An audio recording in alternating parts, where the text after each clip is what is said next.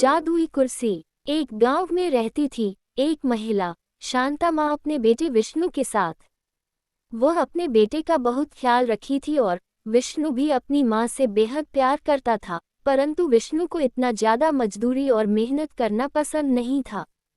हर रोज शांता माँ कठोर परिश्रम करके पैसे कमाती थी। आधा पैसा विष्णु की पढ़ाई के लिए जमा करती थी। विष्णु पढ़ाई में बहुत मेहनत करता था, हर किसी की मदद करता था और जब भी किसी को उसकी ज़रूरत होती है वह अवश्य आगे आता था। एक दिन जब विष्णु स्कूल से वापस आ रहा था तो उसने सड़क पर एक बूढ़े जख्मी आदमी को देखा।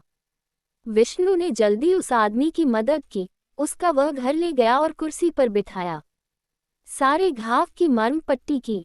अगले दिन तक उस आदमी को अपने ही घर में रखा था। सुबह सवेरे जब जागा तो उसने देखा कि आदमी वहां से जा चुका था। मुझे अच्छे से पढ़ाई करके अपनी माँ का ख्याल रखना पड़ेगा। फर्श पर सोने से बेहतर है कि मैं माँ के लिए एक बड़ा सा बिस्तर ले आऊं। जैसे विष्णु ने ऐसा सोचा, जो भी उसके दिमाग में था वह उसके सामने प्रकट हो गया। उसकी माँ जो जमीन पर सो रही थी, अचानक बिस्तर पर लेटी थी। विष्णु हैरान परेशान हो गया। तुरंत उसने अपनी माँ को जगाया।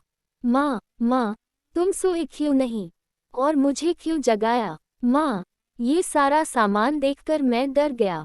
जब माँ ने जाकर देखा तो वह भी हैरान रह गई।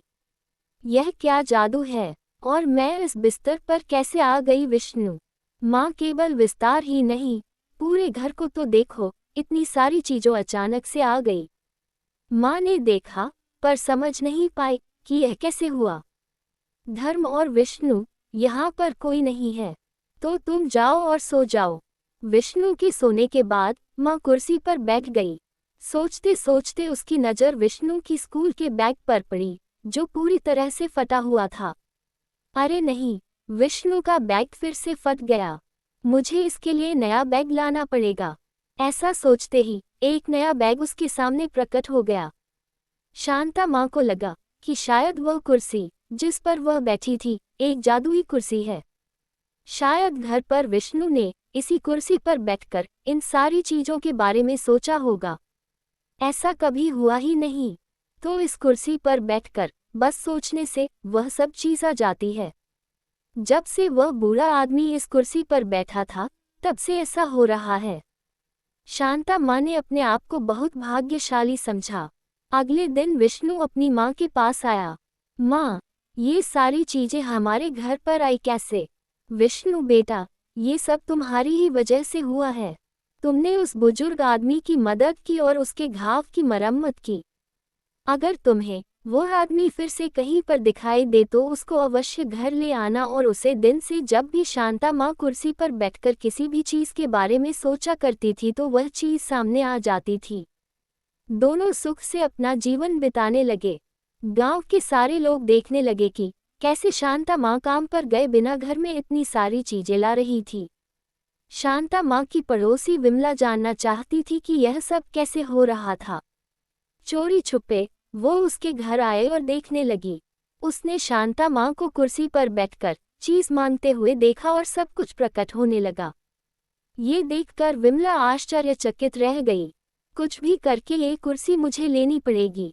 उस रात जब शांता माँ और विष्णु सो रहे थे, विमला चोरी से घर के अंदर आए और कुर्सी ले गई। जल्दी अपने घर वापस गई और कुर्सी पर बैठ गई। लालच में आकर सोचने लगी कि उसको क्या क्या चाहिए। मैं क्या मांगूं? मेरे पास तो सब कुछ है। हाँ, मुझे एक ऐसा घर चाहिए जो इस दुनिया में किसी ने नहीं देखा होगा, न बनाया होगा। ऐसा बोलते ही विमला का पूरा घर ही गायब हो गया।